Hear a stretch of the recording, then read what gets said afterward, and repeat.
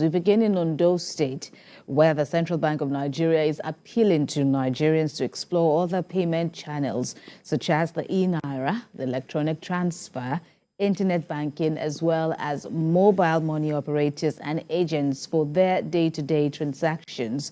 The acting controller of the bank in Ondo State, Ademola Giwa, made the appeal when he led top officials of the Apex Bank to the palace of the DG of Akure, Oba Alade Toyinbo Alade Lucy.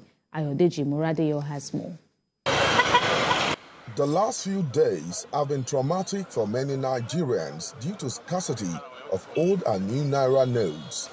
Many banks were flooded with angry customers who are frustrated by the Naira redesign policy.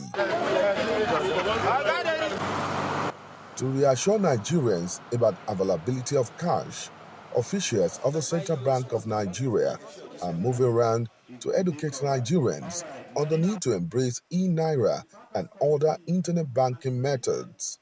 The Apex Bank officials are at the palace of the DG of Akure in Ondo State, Oba Alade Toyinbo Alade Lucy, to seek support of the people for e-Naira. By the CBN, which aims to reduce the use of the team led by the acting controller of the Apex Bank in the state, Ademola Giwa, said some of the advantages of e-Naira. CBN is having digital currency, which is e-Naira, and this Naira is very, very efficient. It's cheap because you don't need to pay for anything there. It's free. It has zero payments. You don't pay for anything, and it's very, very fast.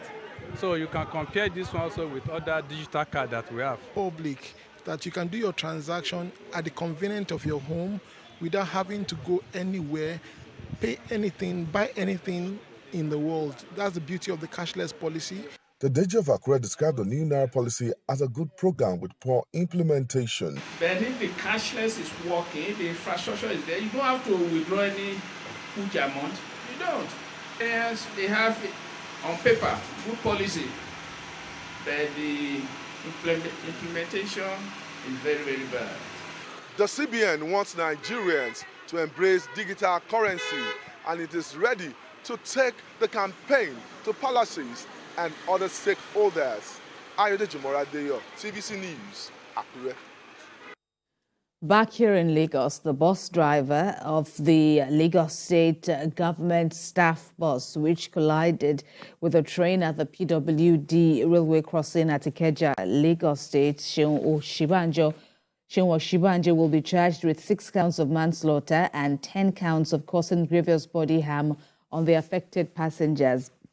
This latest development is contained in a statement released by Grace Allo, who is the Director of Public Affairs at the Ministry of Justice.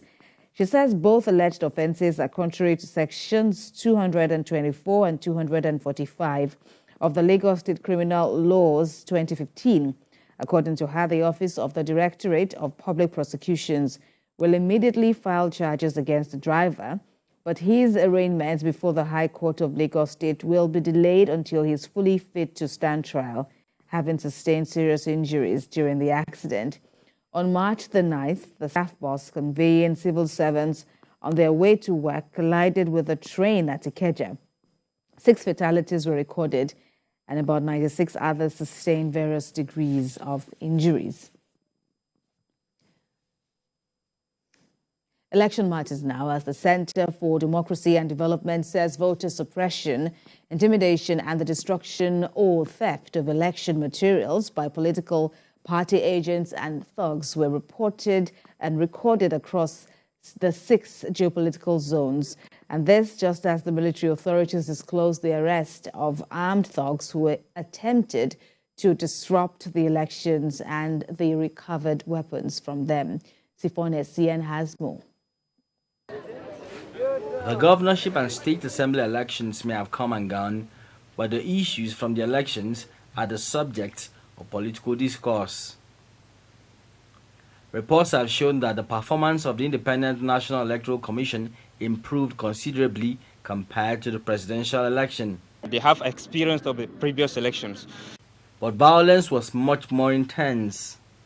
According to the Center for Democracy and Development, a democracy-centered organization, voter suppression, voter intimidation, and the destruction or theft of election materials predominantly by political party agents and politically aligned thugs were recorded across all 6 geopolitical zones.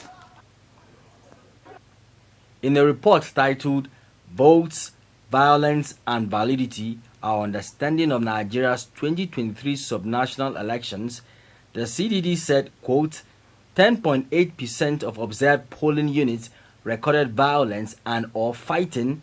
This was most pronounced in the Northwest 19.9% and South-South 11.6% geographical zones, with Bayelsa and Zamfara with the most incidents recorded by our observers, end of quote. It's unclear how the police managed the violence, but reports indicate at least 20 people lost their lives, although there is yet no confirmation by the police. At a news conference on military operations, the military authorities highlighted the role troops played during the election. Troops conducted fighting patrols to the Independent National Commission office in the Northwest local government area of Kwara State on 18th March 2023 and intercepted some armed thugs. Troops searched general area where the thugs were seen and recovered 2 pump-action guns, 4 locally made gun guns, 2 machetes, 4 mobile phones, and 1 vehicle, as well as arrested 6 thugs. Equally, on 19 March 2023, troops responded to election disruption within Agbaki community in Buma local government area of Rivers State and made contact with armed thugs and arrested 7 armed thugs.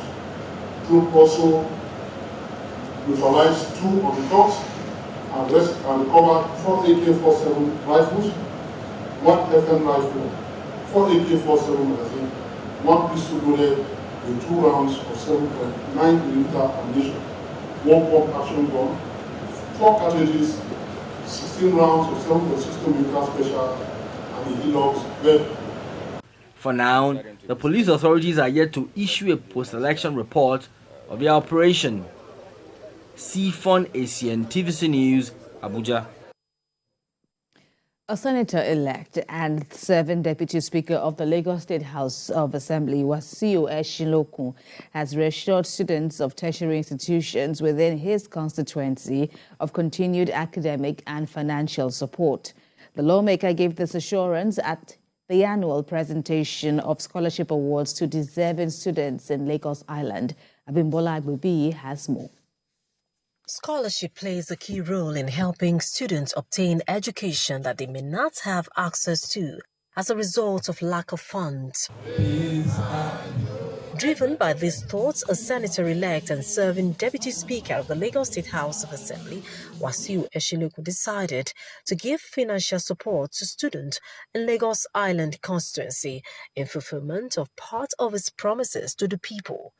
Eshinlokun has remained consistent with the support over the years, doling out scholarship awards to deserving students in communities within Lagos Island.